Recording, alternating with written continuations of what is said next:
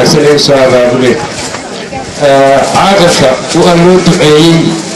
سمو عاقل نور حنا الله ونحرس بدلي وبوسكيسي ما الله على مساري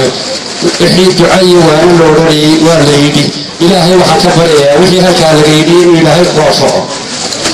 هذا قدماني هكا مجرد انت هدي أكبر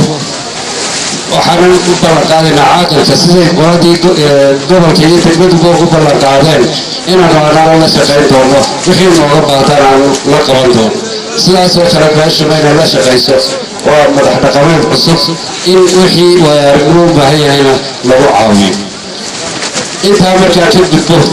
waxaan ka jawaabaya aan jecelahay inaan ka jawaabo wasiir haddaad maqashaan jeerta waa siyaasi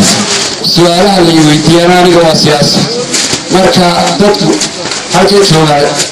oo ah dadkii gobolkan aan ka soo jeedo oo xaqna u leh inay weydiiyaan wixii ay uga baahan yihiin inay ogaadaan siyaasadda dalka waxaan ku lahaa badidood mar ubaan idinka wada jawaabi waxaan jecelahay mar haddaan stageka fuulay in su-aashaa ka jawaabo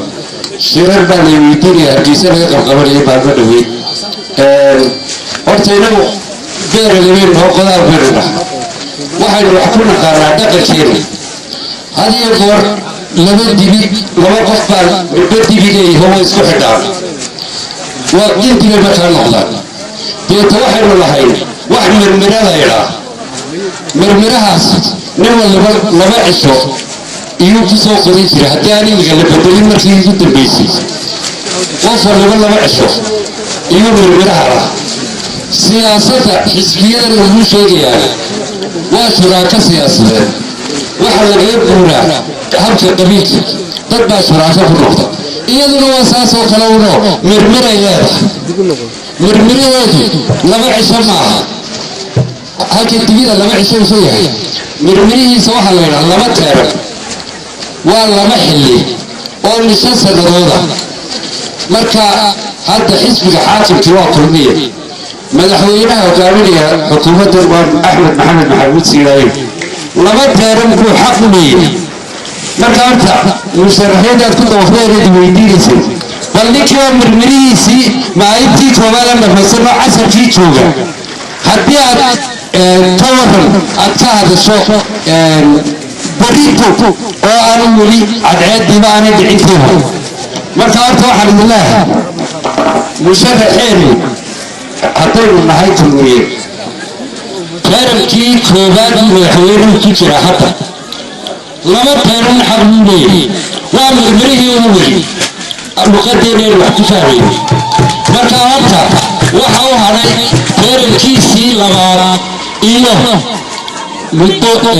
sanad ku dhowdhow ama 7 bilood oo kale ah oo teerankiisii koobaad ka hadhay waa xaaraan in laga hadlaaba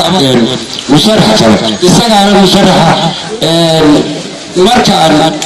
intaa ka gudbo inuu musharaxeennii yahay oo ay dowladdii inoogu waxqabadka badneyd ay tahay waxaan idiin sheegayaa hal exaample baan idiin soo qaadaya meel labaad u gudbi maayo dariiqaa wajaale u mara wajaale ilaa hadda waxaynu ognahay waa meesha keliya dowladdu wadda 20 kilomitir u samaysay waxa kaloo waqtigiina iiga markhaatitiin in maanta beelabkii wajaale ay yaalaan mashruuca tugujaale wasiirkii biyaha oo aanu habeerafraadkii wada joognayna ii xaqiijiyey inay diyaar yihiin labadii ceele loo qodayay aniguna halkan stagekana taaganahay waxabaan idinka caddaynayaa labadaa ceel ka horba inaan adigayga musagaasini aan awood u lahayna wajaale beerkaa haddii maanta laniga beri aan biyo siiyo oo batanbe aan ka siiyaba oo ay sii cabtaba intaan ceelasheeduba noqonin marka waxaa kaloo markhaatiiga tihiin wajaaleen cisbitaalkii la furayo markaana gobolka intiisa kale meel lama gaadhin horta intaa waxqabadka ee intaa inoo muuqatay imiga carabkayga muriyey miyaanu xaq u lahayn inaynu taarika labaad ku dabarno marka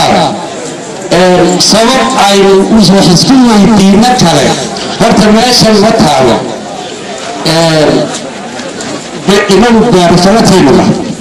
إن لما يعمل الويديسا وايو وحنا سياسة اللي تبغى يسوي كذي وأنا وقتي هروح أنا لتبني معايا توي ما ضمن أو رواح ما الحسوسة ما حديثي ووقتي أو رواح ما معي ويري على توصيل التوار أنا بحس بالسياسة كلام بحالي مركا النبي سياسته وحيرون مقالنا وحيركم قفت هايشي سلما يسو ومركا تنبح عليه مركا وحمد الله وقت ورسول كتبنا وحلو إننا